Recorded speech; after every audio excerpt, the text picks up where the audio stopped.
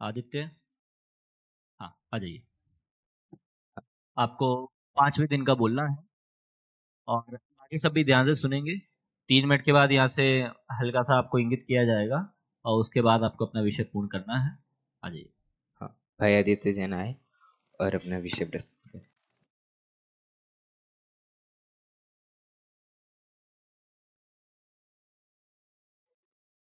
ओम नमः सिद्धेभ्य। दादा की किताब पंचकल्याणक प्रतिष्ठा महोत्सव उसका 5वां दिन का जो सारांश है जिसमें उनने जन कल्याणक की चर्चा करी है उसको कुछ मुख्य बिंदु से मैं प्रस्तुत करता हूँ। शुरुआत में चर्चा सामान्य ही थी। ऋषभ देव के बारे में बताया, उनकी पूर्ण आयु 84 लाख 84 लाख पूर्व की थी।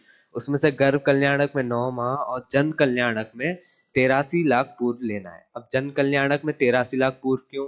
तो क्योंकि जन कल्याणक का यहाँ अर्थ सिर्फ जन्म से नहीं, वो जन्म से लेकर दीक्षा काल तक वो पूरा काल लेना है, तो वो 83 लाख पूर्व उनका पूरा काल उसमें आ जाएगा।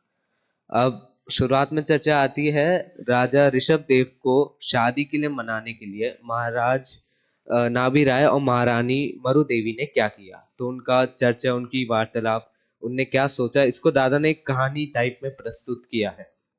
अब इसमें महाराज नाभि राय का एक ऐसा उपाय रहता है कि वो राजा ऋषभ देव से तर्क वितर्क करें, और महारानी मरु देवी का उपाय रहता है कि वह जो तर्क वितर्क जो भी कर लो, लेकिन अंत में हृदय जो होता है वो भावुकता से ही मोड़ लेता है, या भाव ही काम आते हैं अंत में। ये दोनों के बीच में थोड़े मतभेद था कि किस तरीके से अप्रोच करना है। अंत में उनने डिसाइड किया अप्रोच करना है। एक दो सूक्ति वाक्य भी आते हैं बीच में, जैसे कि हजारों तर्क वितर्क जहां निष्फल हो जाते हैं, हृदय को पिघला देने वाली भावनाओं का उद्वेग वहां रास्ता निकाल लेती है। ये महारानी मरु देवी द्वारा, मतलब वहां वैसा लिखा गया था कि उनने ऐसा बोला होगा। अब ये पूरी चर्चा होती है उनके बीच में, फिर वो राजा ऋषभ देव के पास जाते हैं, उनसे शादी का प्रस्ताव रखते हैं और वो तुरंत ही उसमें हाँ बोल देते हैं। उसमें तर्क वितर्क कोई ज्यादा चर्चा की जरूरत नहीं पड़ती। तो वहां फिर ऐसे एक और वाक्य निकलता है कि महापुरुषों के मन को जानने के लिए भी उन जैसा ही एक सूक्ष्म मन चाहिए उनको समझने के लिए। वहां से एक दादा चर्चा उठाते हैं कि क्योंकि राजा ऋषभ देव के 63 लाख पूर्व, 20 तो उनके बाल्य अवस्था के थे, 20 लाख पूर्व, और बाकी शेष जो 63 लाख पूर्व आयु अभी बची हुई है दीक्षा काल के लिए, तो ये अपेक्षा करना कि उस 63 लाख पूर्व में वो पहले ही दीक्षा ले ले, तो ये फिर बात गलत हो जाएगी, ये बैठेगी नहीं। फिर वहां से चर्चा उनने उठाई कि एक ही भूमिका के ज्ञानियों के संयोग और संयोगी भावों में महान अंतर हो सकता है। उसके लिए उदाहरण दिया कि जैसे छायक सम्यक दृष्टि सौधर्म इंद्र और छायक सम्यक दृष्टि अहम इंद्र, इनके बीच में क्या अंतर होता है कि सौधर्म इंद्र तो तांडव नृत्य करने आ जाता है, लेकिन अहम इंद्र होता है वो दिव्य ध्वनि भी सुनने नहीं आता, लेकिन होते दोनों छायक सम्यक दृष्टि हैं। फिर वहां से थोड़ी भक्ति और नाच जगाने की भी एक चर्चा उठी थी, क्योंकि वो सौधर्म इंद्र का उदाहरण लिया था, तो वहीं से छिड़ गई कि ज्ञानियों की जो भक्ति होती है वो प्रमुदित मन के परिणाम होती है।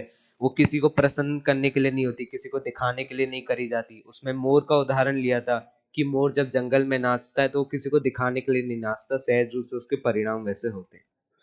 फिर ये सारी चर्चा हो गई। अंत में गर्भ और जन कल्याणक जो होता है वो राग रंग रूप होता है, इसमें इसकी मुख्यता ज्यादा रहती है, और बाद के जो होते हैं, बाद के 3 जो है उनमें वैराग्य और वीतरागता की भावना होती है। तो ये राग से वीतरागता की ओर लेके जाने वाला पर्व है।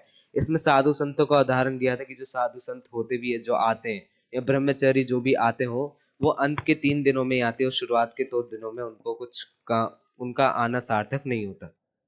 और अंत में अंत की जो उनकी चर्चा गृहस्थ जीवन की थी राजा ऋषभ देव की। उसमें राजा ऋषभ देव की 2 पत्नी नंदा सुनंदा, और फिर नंदा के भरत आदि 100 पुत्र और ब्राह्मी नामक पुत्री, और सुनंदा के बाहुबली पुत्र और सुंदरी पुत्री। फिर इसमें उन्हें बताया था कि ब्राह्मी पुत्री के अक्षर विद्या सिखाई, और सुंदरी पुत्री को अंक विद्या सिखाई। तो यहाँ से महिलाओं की शिक्षा के प्रकरण भी हल्का सा छेड़ा कि राजा ऋषभ देव महिलाओं की शिक्षा के बारे में क्या सोचते थे, कि शुरुआत में उनने महिला को ही शिक्षा बताई, और फिर हमारा भी ऐसा सौभाग्य दुर्भाग्य रहा था कि बीच के कुछ काल में महिलाओं को विद्या नहीं दी जाती थी, तो उसके बारे में भी उनने थोड़ी चर्चा छेड़ी, और इसके बाद उनका पूरा वो समाप्त हो गया प्रकरण। इस प्रकार उनका कुछ जन कल्याण के ऊपर चर्चा थी। जय जिन। चलिए, बहुत बढ़िया। समय सीमा और ध्यान में रखें आप, क्योंकि विषय तो इतना पता है कि आप अच्छे से तैयार करके आए हैं। समय सीमा के अंदर कौन से बिंदु अपन को प्रस्तुत करने हैं, वो भी एक विवेक का काम होता है, तो आप उसको ध्यान में रखें। अगले